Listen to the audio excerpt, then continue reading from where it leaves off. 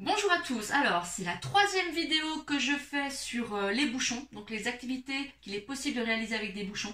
Dans cette vidéo, je vais parler plus particulièrement de tout ce qui est repérage dans l'espace. Donc je vais commencer pas plutôt, tout court, avec la création de modèles. Donc voilà, où je vais demander à l'enfant de faire par exemple, tiens tu vas faire le thé de Thiago. J'en ai un dans la classe, il se reconnaîtra. Hop, voilà. Donc là, je fais le T de Thiago. Voilà, on peut faire le A de Aaron. On peut faire toutes les lettres de l'alphabet avec des bouchons. On peut évidemment aussi faire les chiffres. On peut aussi faire une fleur. Hop. Donc là, c'est de la création. Hein. On n'est pas dans le repérage dans l'espace, je suis d'accord. On est dans la création. Encore que pour réaliser une fleur, il faut déjà savoir mentalement comment elle se constitue, enfin comment elle est fabriquée, pour pouvoir la reproduire. Et bien sûr, on peut faire cette activité en reproduction de modèles, où pareil, vous tapez forme, bouchon, modèle avec des bouchons sur internet et vous trouverez tout un tas de modèles que l'enfant devra réaliser avec ses bouchons. Donc, on est dans le repérage dans l'espace. Ah, il peut faire des mandalas aussi, donc créer des choses. Là, on est plus dans la création avec les mandalas. Donc voilà, je fais ça. Hop, hop. Derrière chaque rouge, je vais mettre un blanc. Entre chaque blanc, je vais mettre un vert. Vous voyez le principe? Donc, ça, c'est plus de la création. On peut travailler la symétrie avec des bouchons. On travaille la symétrie. Donc là, on fait un tableau. Allez, je vais faire à main levée toujours. Bien sûr, vous pouvez faire des choses beaucoup mieux que moi. Hein. On va faire 1, 2, 3, 4, 5, 6.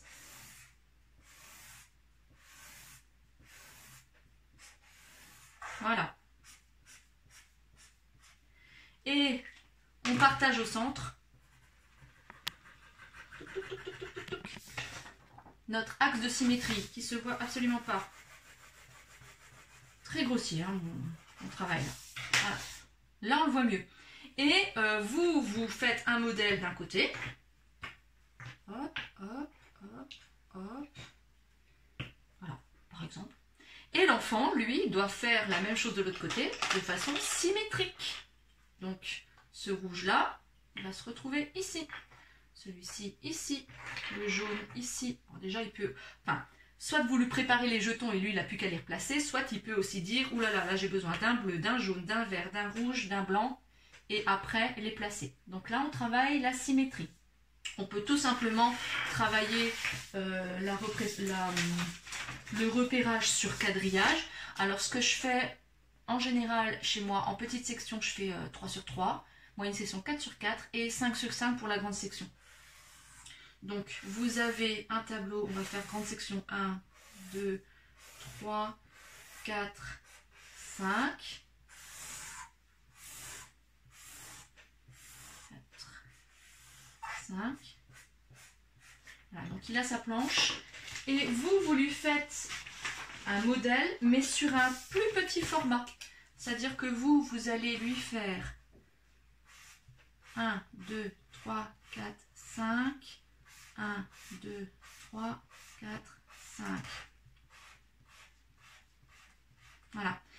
Et à l'intérieur, vous allez lui mettre des points. Donc, ici, je mets un point rouge. Je vais rester dans le même sens, mais je ne sais pas si ça va se voir. Un point rouge. Un point vert ici, un point jaune ici. Ouh là là, ça bouge mon bureau, désolé. Et ben voilà, et après l'enfant il a sa grille et il doit les mettre exactement au même endroit. Donc le rouge était là, je le place ici. Le modèle peut être au-dessus de lui, hein. À côté, au-dessus, peu importe. Mais en tout cas, il est plus petit.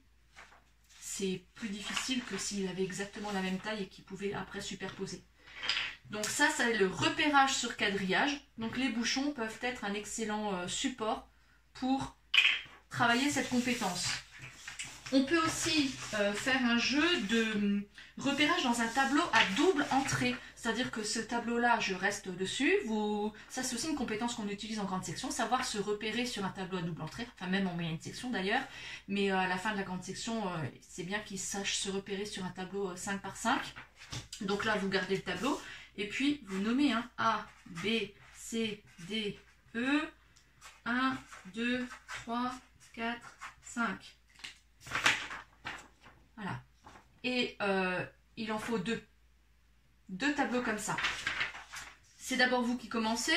Lui, il a un autre tableau vierge. Et vous êtes caché par un auvent où il est à côté, enfin il est plus loin dans la pièce.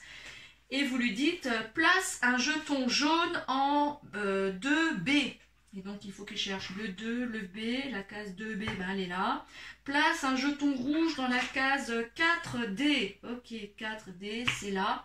Donc il place façon bataille navale. Et à la fin, voilà, vous décidez d'en placer, allez, 5 ou 6, pas plus. Et puis après on arrête tout et on compare les deux tableaux. Vous êtes la référence parce que c'est vous qui avez dit de placer. À la limite même, vous pouvez avoir tout placé au départ et lui dire les uns après les autres, voilà. Vous ne placez pas en même temps, vous dites voilà, place le blanc en 4A, le jaune en 2B, etc. Et vous comparez ensuite les deux tableaux. Après, le jeu peut être inverse, c'est-à-dire que c'est lui qui place les jetons où il veut au hasard et c'est lui qui vous donne les instructions. Donc on en est au tableau à double entrée.